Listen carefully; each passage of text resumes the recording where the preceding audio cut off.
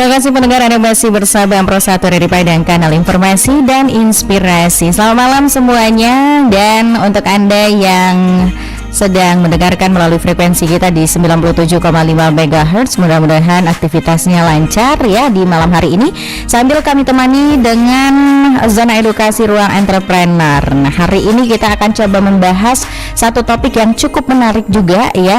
Ada Quo Vadis Koperasi Indonesia malam hari ini. Dan untuk Anda yang ingin bergabung, silahkan diperbolehkan sekali di 0751812878. Untuk Anda yang ingin tanya-tanya seputar koperasi ya, yang ingin berkooperasi juga, silakan nanti tanya-tanya bersama dengan narasumber kita malam hari ini yang sudah bergabung melalui Zoom. Ada Bapak Ezrinal Aziz ya, selaku Sekretaris Umum Yayasan Proklamator Bung Hatta. Kita coba sapa dulu. Assalamualaikum, selamat malam Pak Ezrinal.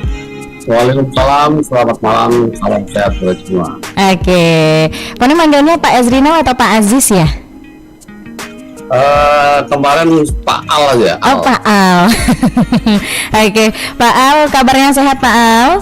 Alhamdulillah sehat-sehat semua. Alhamdulillah. Pak Al ini lagi di mana sekarang Pak Al? Di rumah, di studio kecil saya ini. Di studio kecilnya. Ini kalau boleh tahu alamat Pak Al di mana sih Pak Al? Masih di kawasan Kota Padang apa enggak nih? Kenapa? Masih di kawasan Kota Padang atau di luar Kota di Padang? Jakarta, di Cibubur ya. Oh, di Kabupaten Cibubur. Bogor. Oke, berarti di luar Pulau Sumatera ternyata ya. Iya, Kabupaten Bogor. Iya, terima kasih banyak ya Pak Al sudah meluangkan waktunya untuk berdiskusi dan berdialog bersama kita di malam hari ini dalam zona edukasi ruang entrepreneur. Nah, hari ini kita akan coba membahas tentang topik Quo Vadis Koperasi Indonesia. Mudah-mudahan nggak salah nih cara bacanya ya. Nah, sebelum nanti kita terima atensi dari pendengar juga di 0751812878 untuk pendengar yang ingin bergabung dan ingin tanya-tanya seputar koperasi di Indonesia ya, silahkan kita tunggu, dan boleh juga langsung ke WhatsApp di 08116666975. Jangan lupa juga untuk saksikan obrolan kita malam hari ini melalui kanal YouTube RRI Pro 1 Padang. Sebelum Foni tanya-tanya lebih lanjut nih Pak Al tentang koperasi di Indonesia ya, mungkin bisa dijelaskan sedikit dulu tentang Quo Vadis Koperasi di Indonesia ini seperti apa sih maksudnya Pak Al? Quo Vadis itu bahasa Indonesia mau kemana? Oh, mau kemana? Film lama itu, Quo Vadis itu. Mau kemana? Berarti mau kemana koperasi Indonesia ini dibawa gitu ya? Iya, karena apa? Kita semua melihat bahwa koperasi Indonesia itu tidak semaju koperasi-koperasi di negara lain, bahkan kapitalis di Amerika, di Jepang itu koperasinya maju luar biasa ya. 30% PDB itu dihasilkan dari kinerja koperasi, sementara kita itu ada yang bilang 1%, ada yang bilang 5%, jadi kecil sekali. Nah, ini kenapa? Penyebabnya kenapa sih Pak Al koperasi di negara Indonesia kita ini pasang surut begitu ya? Padahal Bapak koperasi kita sangat terkenal di mata dunia, ada Bung Hatta. Kenapa tuh Pak Al? Nah ya, Bung Hatta, koperasi itu sebenarnya perlu diketahui, koperasi itu asalnya bukan dari Indonesia ya. Koperasi itu dari negara-negara Skandinavia terutama ya, Swedia, Norwegia dan sebagainya, itu mengembangkan koperasi karena ada sejarahnya. Pada saat itu industrialisasi merajalela, kaum buruh itu tertekan dan mereka membentuk gerakan-gerakan mandiri yang bisa memperbaiki hidup mereka. Akhirnya terbentuklah pola-pola kerjasama yang akhirnya disebut kooperatif ya. Bahasanya kooperatif itu artinya bekerja sama. Mereka mulai dengan membangun warung-warung kecil supaya mereka bisa membeli dengan murah, simpan pinjam dan sebagainya. Jadi awalnya dari situ dan menjadi kuat, tapi itu butuh waktu lama di sana ya. Tidak sebentar ya.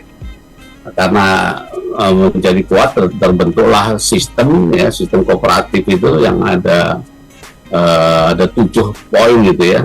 Nah itu Bung Hatta melihat waktu dia belajar ke Eropa, dia melihat itu cocok sekali untuk Indonesia karena Indonesia itu adalah orangnya suka bergotong royong, suka bekerja sama kan gitu. Maka sebagai pencetus konstitusi Undang-Undang Dasar, Bung Hatta mencetuskan bahwa ekonomi Indonesia itu harus dasarnya kerjasama, gotong royong. Tapi itu kan top down, ya, keinginan dari founding fathers, ya, bukan dari bawah. Kalau di Eropa, di Amerika itu dari bawah, sehingga kuat sekali dan sudah berjalan ratusan tahun. Nah, kalau kita top down, ya, kebijakan. Nah, memang kalau di top down memang perlu proses yang lebih ini, ya. Nah, saya melihat kita pemerintah itu sejak Pak Harto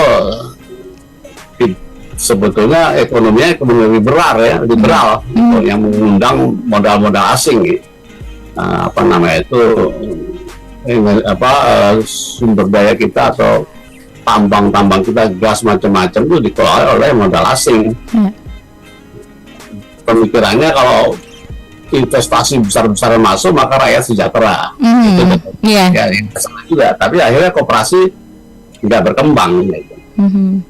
Oke, nah kalau Pak Al melihat dari tahun ke tahun, dari zaman ke zaman, ini kan kalau kita bisa lihat ya, koperasi di mata masyarakat akhir-akhir ini itu tidak terlalu terlihat. Nah, mungkin apa hal-hal yang mendasari hal tersebut, Pak Al? Mungkin ada kekurangan-kekurangan yang dirasakan oleh koperasi-koperasi yang ada di Indonesia untuk saat ini? Ya, terutama yang paling mendasar itu pendidikan. Kita itu di pendidikan kita itu tidak ada, sekarang ini sudah tidak ada lagi pendidikan koperasi. Jadi saya dulu masih ada, ya. Sekarang kalau kita tanya anak-anak saya nggak ada diajarin. Di kampus-kampus juga tidak diajarkan. Jadi bagaimana koperasi berkembang kalau tidak pernah diajarkan? Nah, itu yang harus digugat sebenarnya, ya. Undang-undang pendidikan tidak menyebutkan harus pendidikan koperasi. Padahal konstitusi kita adalah koperasi. Seharusnya koperasi itu menjadi sangat penting di pendidikan kita. Ini kekurangan kita, ya. Sangat dipentingkan, ya, karena nggak pernah diajarkan. Cuman ada menteri koperasinya saja yang mengelola UMKM. Akhirnya koperasi itu secara massal, ya, jadi tidak dikenal. Apalagi sekarang jadi banyak bermasalah. Kemarin ada korupsi macam-macam, kemudian sekarang lagi rame merubah undang-undang koperasi, mau diawasi OJK dan sebagainya. Kalau mau dibahas itu, saya siap membahas itu kalau ditanya tadi. Ya, oke. Nah, kalau untuk perekonomian di Indonesia nih, Pak Al, sebenarnya seberapa penting sih peran koperasi bagi perkembangan perekonomian kita? Biar masyarakat kita tahu juga nih bahwasanya memang koperasi juga memiliki peran penting untuk perkembangan perekonomian kita, Pak Al. Intinya kalau koperasi berkembang maka terjadi pemerataan ekonomi, karena dasarnya koperasi itu adalah demokrasi ekonomi. Sekarang pembagian kue, pembagian kekayaan, pembagian keuntungan itu kan sebagian besar ke perusahaan atau kapitalistik yang punya modal. Ya. Pengusaha-pengusaha yang punya modal itu yang mendapatkan keuntungan yang besar saat ini. Ya, yang rakyat itu hanya UMKM dan sebagainya. Walaupun UMKM kita termasuk besar, ya, termasuk kalau dikumpulkan itu besar sekali. Tapi itu tadi sumber profit yang tertinggi itu diperoleh oleh orang-orang yang punya modal besar, ya. Karena dia mencari profit, ya. Kalau koperasi prinsipnya adalah bekerja sama dan kesejahteraan bersama. Ya, profit itu dihasilkan karena manfaatnya dirasakan. Saya kasih contoh aja satu, Mbak Fani, ya, supaya jelas. Minyak goreng, ya, yang kemarin itu sempat langka, sempat ramai, kan, gitu, ya. Kenapa langka, kenapa ramai? Karena minyak goreng itu dikelola secara liberal oleh kapital besar. Biar dia mencari untung. Padahal minyak goreng itu asalnya dari kelapa sawit yang ditanam rakyat, di tanah rakyat, kan, gitu, ya. Kemudian dikelola, pabriknya dimiliki oleh pengusaha. Pengusaha mencari untung. Supaya untung, harga sawitnya dibuat rendah, harga produknya dibuat tinggi, kan, gitu. Supaya untungnya lari ke yang punya modal, kapital. Nah, kalau itu dikelola secara koperasi, dimiliki oleh koperasi, ya, Jadi koperasinya multi pihak nih. Anggotanya itu adalah petani sawit, pekerja pabrik CPO itu dimiliki oleh koperasi, ya, pabrik minyak goreng itu milik koperasi, konsumennya juga jadi anggota. Maka dia tidak cari untung, dia membeli sawit supaya masyarakat petani sawit sejahtera. Dia menggaji karyawan sebatas kecukupan karyawan itu. Kemudian dia menjual kepada konsumen dengan memperhatikan kemampuan rakyat. Tidak ada keuntungan yang lari ke pemilik modal. Ya, akhirnya apa? Harga sawitnya bisa mensejahterakan, karyawannya cukup, harga minyak gorengnya terjangkau oleh rakyat, oleh masyarakat luas. Karena apa? Karena tidak ada keuntungan yang lari ke pemilik modal. Jadi pentingnya lihat dari kepentingannya itu supaya keuntungan itu tidak lari ke segelintir orang, tapi lari ke banyak orang. Ini ada petani, ada pekerja, dan ada konsumen yang diuntungkan. Konsumen untungnya apa? Harga minyak goreng murah. Karena dia anggota koperasi itu. Kalau mahal dia protes, kenapa kok mahal ini? Berarti pabriknya nggak efisien dong. Atau harga TBS ketinggian, ayo kita rapatkan rame-rame. Karena koperasi itu biasanya one man, one food. Setiap satu orang punya suara, dia bisa protes. Kenapa kalau ini harga sawitnya ketinggian, ini harga sawitnya? Ayo diterangkan, toh masih cukup, misalnya begitu. Kalau yang terjadi kan sekarang enggak, ya, harga sawit ditentukan oleh pengusaha, karena kalau nggak mau ya nggak usah. Kemudian harga minyak goreng yang ditentukan pengusaha, segitu. Mau nggak mau ya nggak perlu segitu. Itu yang terjadi, itu contoh kasus saja. Jadi seharusnya hal-hal yang mencakup hajat itu kurang banyak itu diatur atau dikelola secara koperasi atau BUMN. Oke. Nah, tadi kalau dari pemaparan Pak Al berarti memang kalau untuk koperasi sangat mensejahterakan begitu ya. Nah, ini kalau Pak Al melihat saat ini minat masyarakat berkoperasi bagaimana, Pak Al? Apakah menurun atau malah stabil atau naik ini untuk beberapa tahun belakangan ini? Itu tadi saya melihat kenapa koperasi tidak banyak berkembang di Indonesia, karena pengetahuan pemahaman tentang koperasi itu tidak banyak. Saya ceritakan ini ke teman-teman saya angkatan aja pada bingung, masa bisa bikin pabrik pakai koperasi ya? Soalnya kan koperasi itu industri kecil. Masa kita industri besar bisa nggak? Padahal bisa, itu harus bisa. Jadi pemahamannya yang sangat kurang sekali, yang perlu disosialisasikan, dihembuskan terus. Harusnya oleh pemerintah, tapi kalau pemerintah tidak, ya oleh masyarakat yang peduli pada koperasi. Nah, saya berpikir optimis saja, masyarakat yang peduli dan sekarang bergerak untuk koperasi itu cukup banyak. Banyak. Jadi kalau sekarang bagaimana itu harus ada penelitian. Nah, saya nggak punya penelitian. Yang jelas pemahaman masyarakat luas tentang koperasi itu sangat minim karena tidak ada di pelajaran. Tidak ada di pendidikan, di SD, SMP, SMA. Itu sekarang udah nggak ada lagi pelajaran koperasi, gitu ya. Gimana kita bisa berminat? Tak kenal maka tak sayang. Tak sayang, oke, benar. Oke, berarti kalau untuk kurikulum mungkin bisa dimasukkan lagi oleh dinas terkait begitu ya, dinas pendidikan mungkin lebih tepatnya untuk memasukkan kembali pelajaran-pelajaran mengenai koperasi ini agar memang kita mengetahui koperasi sejak dini begitu ya, Pak Al. Oke, silakan berikan. Di Eropa, Skandinavia itu didorong betul, dan anak-anak itu harus merasakan betapa enaknya, betapa merasakan bekerja sama dan koperasi itu sejak kecil. Dengan ringan-ringan ini kerjasama ini kemudian diarahkan ke secara ekonomis dan sebagainya. Jadi ada pendidikan jenjang dari awal itu, sehingga orang ya dah sebaiknya kita pakai koperasi aja, nggak usah pakai PT. Jadi sekarang kan nggak ada, orang melihatnya kalau berusaha ya PT. Iya, benar. Nggak ada orang berusaha pakai koperasi, nggak tahu. Gitu. Keuntungannya nggak banyak masyarakat kita yang kurang paham juga mengenai koperasi ini ya, Iya. Pak Al ya, karena sosialisasinya juga sangat kurang.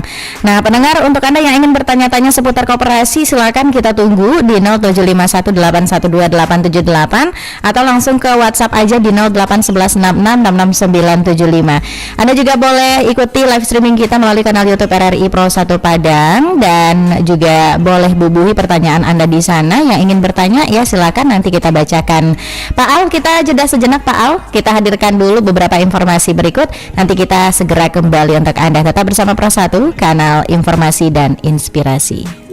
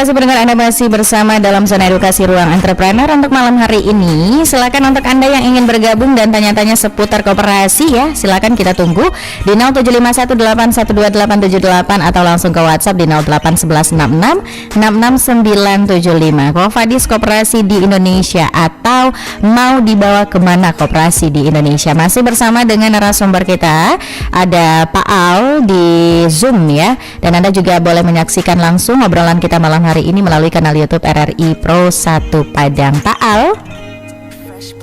Halo Pak Al. Halo. Ya, kita lanjutkan kembali obrolan kita malam hari ini, Pak Al, tentang Quo-Vadis koperasi di Indonesia. Mau dibawa kemana koperasi di Indonesia? Tadi sudah disampaikan juga oleh Pak Ezrinal ya, atau Pak Al, kalau minat masyarakat ada beberapa koperasi juga yang memang sudah berkembang di Indonesia begitu ya Pak Al, tapi pasti juga ada koperasi-koperasi yang memang belum sepenuhnya berjalan begitu. Nah, mungkin apa yang perlu dibenahi dari koperasi-koperasi di Indonesia Pak Al yang mungkin bersifat naik turun nih ininya ya, grafiknya begitu. Kadang hidup, nah kadang tidak berjalan begitu koperasinya. Ya, sebetulnya bukan apa yang diperbaiki, itu bagaimana menyebarluaskan gerakan koperasi. Ya. Kalau sudah jalan koperasi itu, ya memang ada koperasi yang tidak mandiri ya, kemudian hanya mengharapkan sumbangan atau bantuan dari pemerintah. Bagi saya itu tidak mencerminkan koperasi. Koperasi itu harus mandiri dan anggota-anggotanya aktif semua, dan dengan pola kerjasama tadi ya. Intinya gitu. Saya mengasih contoh koperasi saya Mbak Poni. Koperasi saya itu ada koperasi kelapa sawit. Saya dari karyawan ya, tentu saya tidak punya waktu untuk mengerjakan, tapi kita punya dana, punya visi, kita beli lahan masyarakat, kemudian bersama-sama kita membangun koperasi, kemudian kita menyewa orang yang mengerjakan itu. Semuanya prinsipnya dilakukan dengan prinsip koperasi. Apa prinsip koperasi itu ya? Ada transparansi, ada demokrasi, dirapatkan, diputuskan bersama. Kalau ada masalah diselesaikan bersama. Intinya kan itu aja. Hanya apa saja bisa dalam koperasi. Diselesaikan bersama. Nah, contohnya saja, saya harus ngaku salah bahwa koperasi saya mungkin tidak tertib ya, tapi jalan dengan baik. Misalnya nggak ada laporan, nggak ada rapat anggota, itu kan syarat-syaratnya gitu.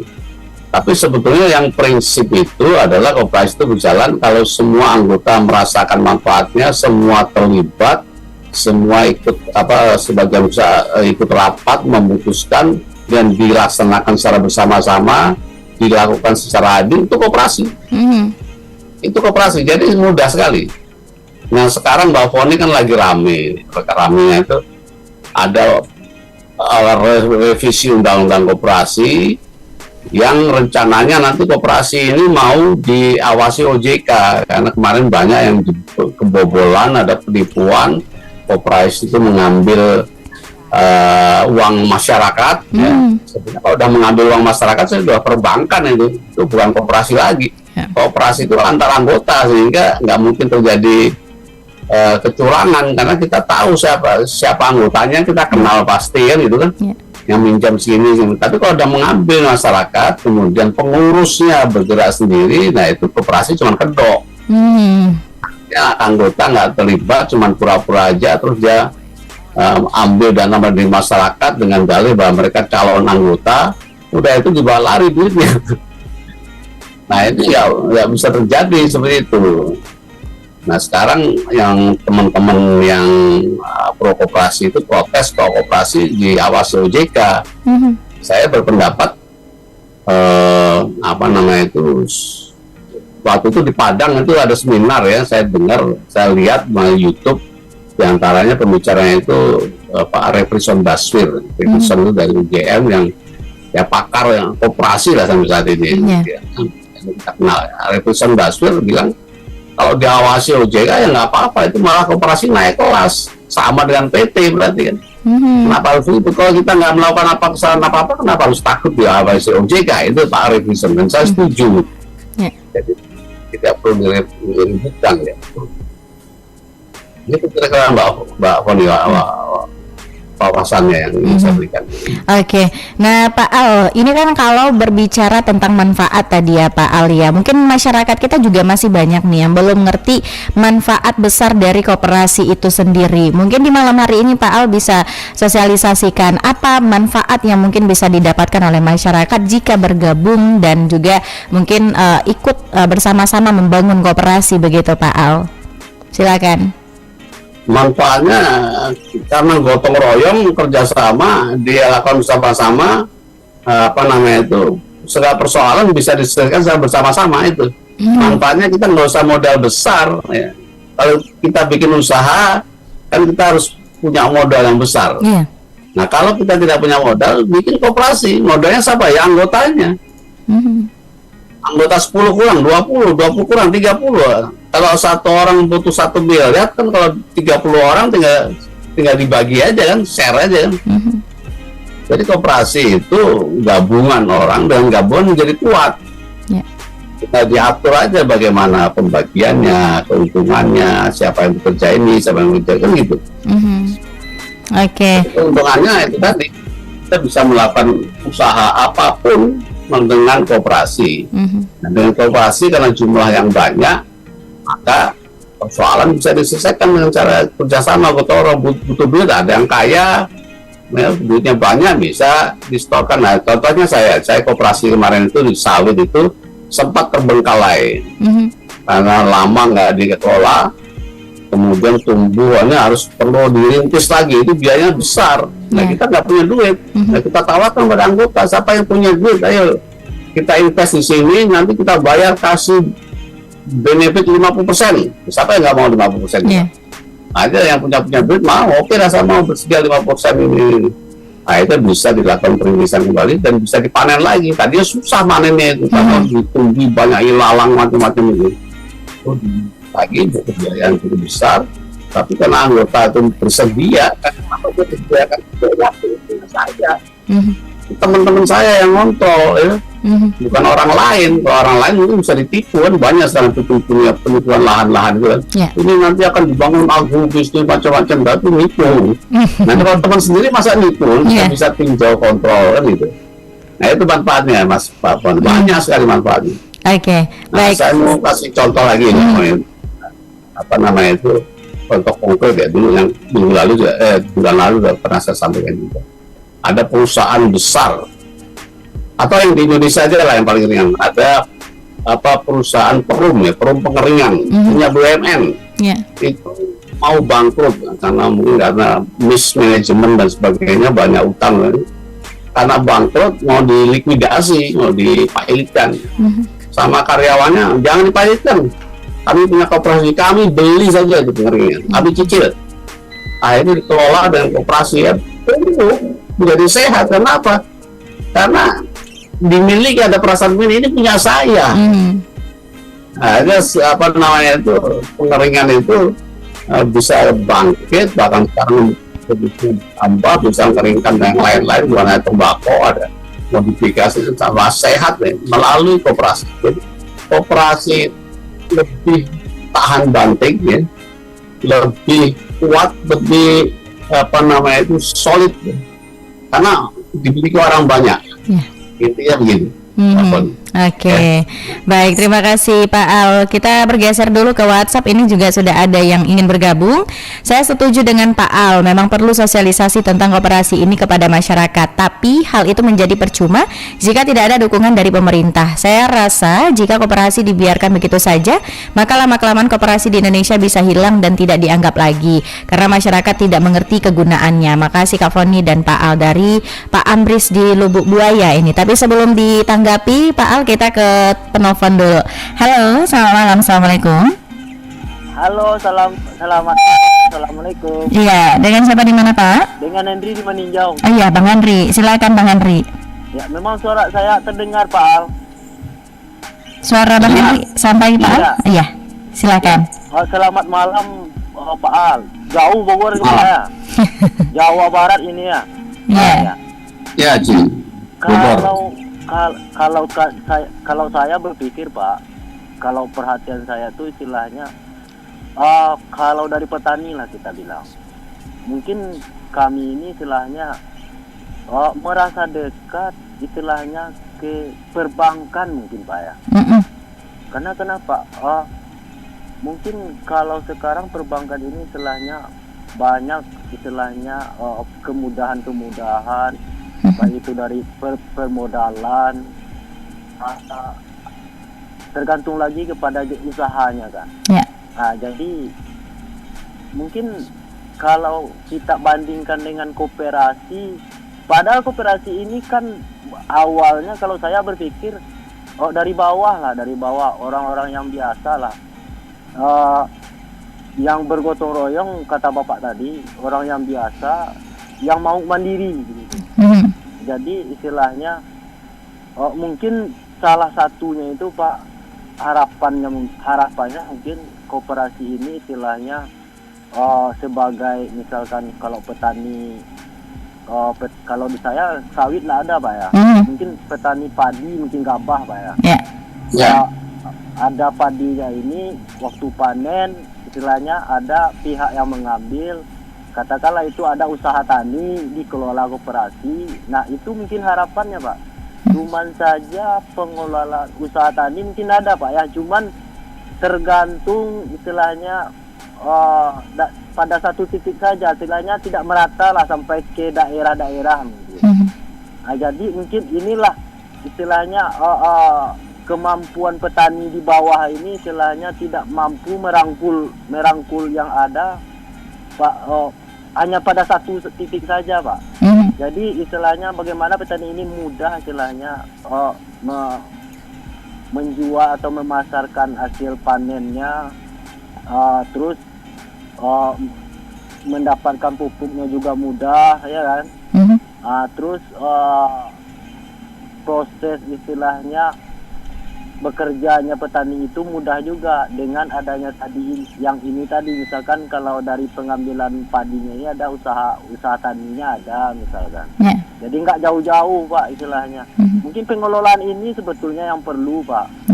Istilahnya kemudahannya itu sama dengan sawit ini istilahnya Pak, kalau dipasarkan di daerah kita saja kadang-kadang harganya murah, petaninya menjerit kan Pak. Sawitnya kadang anjlok misalkan dari 2.000 menjadi 800 misalkan, ya karena nggak dilempar keluar ya kan. Nah, jadi kalau pasarnya itu saja kan istilahnya nggak menunjang kemampuan petani juga Pak. Padahal yang dibeli misalkan seperti kebutuhan pupuknya mahal. Nah itu mungkin itu harapannya petani ini istilahnya. Mungkin ada sebagai contoh mungkin bagaimana koperasi ini menirulah ke perbankan lah Pak. Istilahnya masyarakat itu mudah merasa dekat dengan perbankan dibandingkan koperasi ini. Nah, padahal koperasi ini intriknya ini memang dari masyarakat kecil ini sebetulnya Pak. Iya. Mungkin itu saja, terima kasih. Ya, sama-sama Bang Henry sudah bergabung di malam hari ini, terima kasih. Mungkin langsung ditanggapi Pak Al, silakan. Iya betul sekali, justru yang kecil-kecil ini kalau bergabung bisa menjadi besar. Misalnya aja petani-petani tadi padi ya, kecil-kecil bergabung dia bisa bikin unit pengolahan gabah kan. Kalau sendiri kan susah, modalnya gede. Tapi kalau bergabung menjadi koperasi mungkin bisa pinjam bank kalau sudah terbentuk koperasi, atau dengan iuran. Kalau ada 1.000 orang, iuran masing-masing 100.000 bisa bikin penggilingan padi kan gitu. Contohnya seperti itu. Kalau misalnya perlu transportasi supaya harganya murah ya, kita bisa beli kol kan, bisa dikirim ke pasar rame-rame, kita gabung beli satu kendaraan umum, truk atau kol, bisa kita jual ke pasar sehingga tidak dipermainkan oleh tengkulak misalnya seperti itu. Jadi memang harus bergabung, intinya mari bersama-sama persoalan ini diselesaikan secara gotong royong, itu namanya koperasi. nggak usah mikirkan administrasi macam-macam. Kalau kita bergabung bersama-sama melihat persoalan bersama, oh ini kita perlu ini, ayo kita uruan, atau kita bajak, kalau nggak beli, kalau nggak mampu beli, kita beli satu pakai rame-rame misalnya seperti itu. Namanya koperasi sudah itu. Jadi apa namanya itu begitu Pak, ya, koperasi harusnya memang menolong yang kecil-kecil ini. Nah ini sama. Ya, mengenai sistem tadi Pak Al, apakah memang koperasi di Indonesia bisa menyaingi ataupun menyamakan sistemnya dengan perbankan begitu, agar memang mempermudah masyarakat untuk melakukan pinjaman dan lain-lain sebagainya, Pak Al? Iya, sangat bisa, sangat bisa. Jadi koperasi itu apa namanya itu dengan berbentuk koperasi misalnya aja ada legalitas, kita bisa pinjam di perbankan kan itu. Saya nggak tahu maksudnya tadi, apakah organisasinya kayak perbankan yang dimaksud Bapak tadi gimana? Intinya koperasi itu bekerja sama, saling bantu, yang kecil-kecil berkumpul menjadi besar. Karena dia besar, maka kalau misalnya soal dana bisa diiuran kan gitu. Kalau dia berbentuk koperasi sudah terbentuk, bisa pinjam bank kan gitu.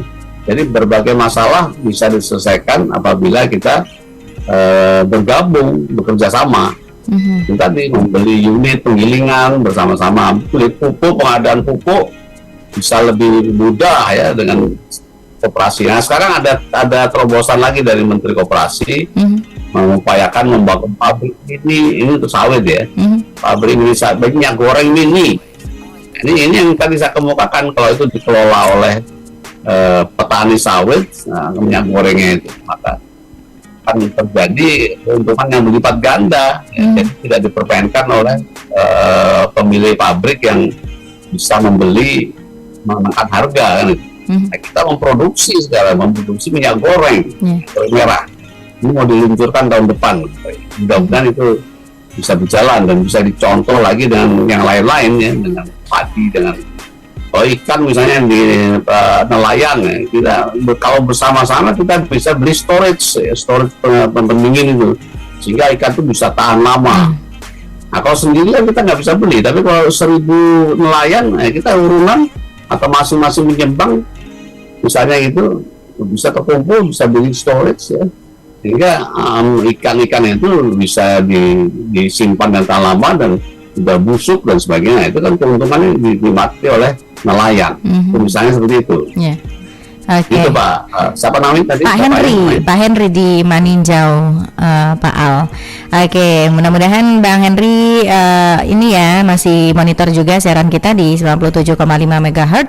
Untuk Anda pendengar di penghujung waktu ini, silakan yang masih ingin bergabung dan tanya-tanya seputar koperasi, kami masih tunggu di 0751812878. Pak Al, nanti kita balik lagi Pak Al. Kita jeda sejenak ya, kita hadirkan dulu beberapa informasi berikut ini. Nanti kita segera kembali untuk Anda. Tetap bersama Pro 1, kanal informasi dan inspirasi.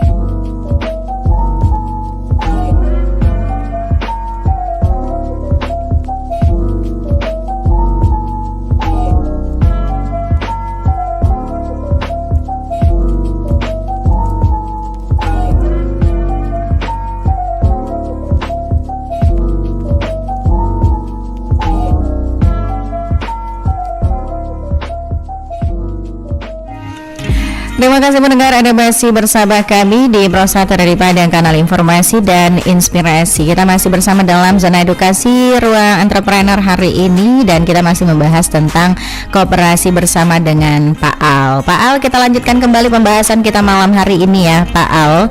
Nah, tadi sudah disampaikan dan dijawab juga pertanyaan-pertanyaan dari Bang Henry. Nah, ada satu hal yang cukup menarik di sini tentang pemasaran produk-produk yang dihasilkan oleh koperasi nih Pak Al. Nah, kalau untuk pemasarannya apakah bisa mencakup tempat-tempat ataupun pasar yang lebih luas lagi, mungkin nasional ataupun ke tingkat internasional bahkan Pak Al. Ini bagaimana Pak Al? Ya sangat bisa ya. Jadi dengan koperasi, kalau kita berkoperasi yang modalnya lebih besar, kita melakukan apa saja, termasuk pemasaran, ekspor, macam-macam. Itu kan perlu perlu jaringan, perlu networking. Ya saya persisnya nggak begitu tahu ya Tapi intinya dengan koperasi kita bisa melakukan banyak hal dibanding kalau kita sendirian. Intinya itu aja. Mau pemasaran kayak mau produksi canggih, mau dan sebagainya, lebih mudah, lebih bisa, lebih dimungkinkan ya dalam dan berkooperasi dan karena intinya koperasi adalah kerjasama.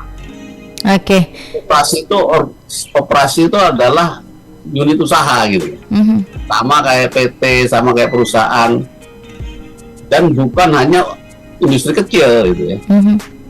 Kecil memang bisa membentuk koperasi ya, tapi industri besar pun bisa berbentuk koperasi juga. Nah, saya mau kasih cerita di Australia itu ada perusahaan besar multinasional, perusahaan alat berat yang mau bangkrut karena mismanagement atau ada persaingan atau dan sebagainya. Pemiliknya ini perusahaan keluarga, pemiliknya ingin ini tetap eksis. Gimana caranya? Tanya konsultan, itu ubah aja koperasi. Dengan berubah koperasi, maka penghematan bisa dilakukan karena menjadi kerja semua, menjadi milik karyawan perusahaan itu. Nah, karyawan kan concern. Kalau tadinya dia menuntut gaji, sekarang dia berpikir ini punya saya, ini harus survive, ini harus hidup. Nah, gimana kalau bisa berubah koperasi? Caranya gimana? Memang perlu waktu setahun ya, lebih kurang beberapa bulan untuk men-training atau merubah corporate culture. Soal penggajian, pengambilan keputusan kan berubah. Kalau dulu kan rapat pemegang saham, kalau sekarang rapat anggota. Itu aja bedanya. Sekarang yang terlibat seluruh karyawan harus terlibat gitu.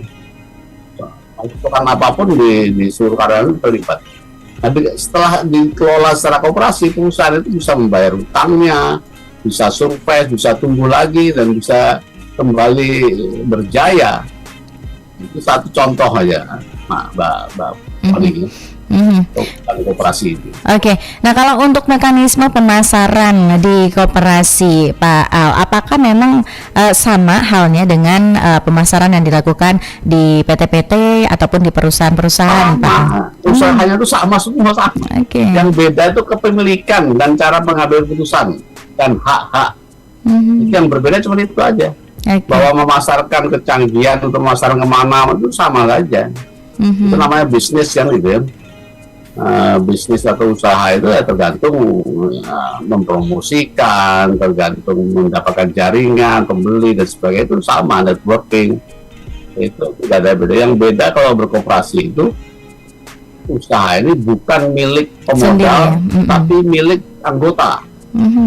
Anggotanya itu bisa, kalau dia pabrik ya karyawan, bisa juga multi pihak, ada karyawan, ada pemasok, ada konsumen. Itu menjadi satu, kayak tadi yang minyak goreng tadi kan, bisa menjadi pihak. Anggota koperasinya itu adalah petani sawit, pekerja pabrik, dan konsumen minyak gorengnya. Itu jadi satu anggota, sehingga tidak terjadi penumpukan keuntungan di satu pihak atau pemilik modal. Tidak ada lagi di koperasi itu. Yang ada kesejahteraan bersama. Kalau usahanya, pabriknya, cangkihnya ya harus sama, pemasarannya ya sama, caranya masyarakat sama, nggak ada bedanya. Itu namanya itu bisnis kan itu. Sama dengan yang beda tadi kepemilikannya berpengaruh pada pengambilan keputusan, berpengaruh pada semangat bekerja. Kalau dengan koperasi semangat bekerjanya kan tinggi karena ini punya kita bukan bekerja lagi. Dalam koperasi tidak ada majikan buruh, semua sama. Hanya ada pembagian tugas, gitu. Oke, nah Pak Al, mungkin malam hari ini ada juga nih pendengar kita yang ingin mungkin tercetus ingin memiliki koperasi juga ataupun yang ingin berkoperasi juga, tapi nggak tahu nih cara memulai membuat usaha ataupun membuat koperasi itu seperti apa. Mungkin bisa diedukasi juga masyarakat kita malam hari ini, Pak Al. Ini syarat-syarat bisa berdirinya sebuah koperasi itu seperti apa, Pak Al? Itu bisa dicari di Google. Saya terus terang juga nggak paham betul itu soal administratif ya. Oke. Apa namanya itu? Ini jangan terganu itu. Intinya kumpulkan orang, kita rapat sama-sama, ayo kumpul, itu udah koperasi gitu. Oke. Nah, soal administrasi itu nyusul aja. Saya bukan kayak tadi berkoperasi udah jalan, tapi saya nggak mengikuti administrasi, nggak pernah lapor macam-macam. Yang penting jalan dulu. Oke. Jalan. Nah, saya soal administrasi, jadi orang sering bilang, waduh koperasi itu pelajari undang-undang, wah ribet banget ya, harus sekian orang, harus nggak usah itu. Kayak kita beragama ya, orang kalau sudah mengaku Tuhan, mengaku Nabi Muhammad, mengaku hari akhirat, udah muslim kan, nggak usah sholat dulu, belum lah, nantilah sholat puasa itu nanti aja dulu, tapi muslim dulu kan. Sekarang jalankan dulu koperasi itu. Baru kita mikir nanti administrasinya macam. Tapi orang kan sering bikin koperasi dulu tapi nggak ada usahanya. Itu nanti minta bantuan kan itu nggak benar. Kita harus mandiri dulu, usahanya harus ada dulu. Harus usaha dulu, kita kumpul sama-sama. Ayo kita mau ngapain? Dengan begini apa yang bisa kita lakukan? Apa yang kurang? Kalau yurannya berapa? Pembagian tugasnya seperti apa kan itu? Kalau itu berjalan dengan itu berjalan, itu koperasi namanya. Oke. Nah, kalau memang perlu didaftarkan, nah itu tinggal baca di Google lah syarat-syaratnya apa. Saya juga nggak tahu. Oke, baik. Berarti intinya kalau koperasi ini kita jalankan bersama-sama dan tidak ada bos di dalamnya begitu ya. Semuanya sama rata kedudukannya, yang ada cuman pembagian tugas yang mungkin berbeda-beda begitu ya, Pak Al ya. Memang ada ketua koperasi ada, tapi dia yang memutuskan tuh anggota koperasi itu mengkoordinir aja. Oke, baik. Nah Pak Al, ini nggak terasa udah kurang lebih 1 jam kita ngobrol tentang koperasi malam hari ini. Pak Al, mungkin bisa disampaikan himbauan ataupun closing statement untuk masyarakat kita, terkhusus pendengar setia kita di malam hari ini. Silakan Pak Al. Iya, saya mengimbau masyarakat untuk berkoperasi, bahwa berkoperasi itu tidak sulit. Intinya berkoperasi itulah bekerja sama. Kalau kita punya ide, kumpulkanlah orang yang seide dengan kita, sesama usaha atau bersinergi, ya, atau multi pihak, terus kita kumpul membahas apa yang akan kita lakukan, bisnis apa, pembagian tugasnya gimana. Ya itu namanya udah koperasi. Jadi koperasi itu jangan dibuat susah, tapi koperasi itu sangat mudah. Bukan administrasi. Koperasi itu adalah konsep menjalankan usaha secara bersama-sama. Mari kita berkoperasi, kita giatkan koperasi agar kesejahteraan bisa meluas ya, masyarakat. Oke, baik. Terima kasih banyak Pak Al sudah berbagi informasi dan juga ilmu yang sangat-sangat bermanfaat tentang koperasi di malam hari ini. Mudah-mudahan bermanfaat untuk kita semuanya, terutama untuk kita-kita ini yang belum mengerti, belum terlalu paham apa dan seberapa pentingnya manfaat dari koperasi. Terima kasih banyak Pak Al. Mudah-mudahan bisa berjumpa lagi di lain kesempatan. Assalamualaikum. Assalamualaikum warahmatullahi wabarakatuh. Baik pendengar, itu dia perbincangan kita bersama dengan Bapak Ezrinal Aziz ya, atau Pak Al tadi selaku Sekretaris Umum Yayasan Proklamator. Dan dalam zona edukasi ruang entrepreneur hari ini dengan topik Quo-Vadis Koperasi di Indonesia, mau dibawa kemana koperasi di Indonesia. Untuk Anda yang belum mengetahui informasinya dari awal hingga akhir ini, boleh berkunjung kembali melalui kanal YouTube kami di Pro1 RRI Padang. Dan berikutnya pendengar, pukul 21 waktu Indonesia Barat, sebelum nanti kami hadirkan program Serandung Malam ke ruang dengar Anda, kita akan dengarkan dulu ada drama radio untuk hari ini, edisi Rabu 14 Desember 2022. Tetap bersama Pro1, kanal informasi dan inspirasi.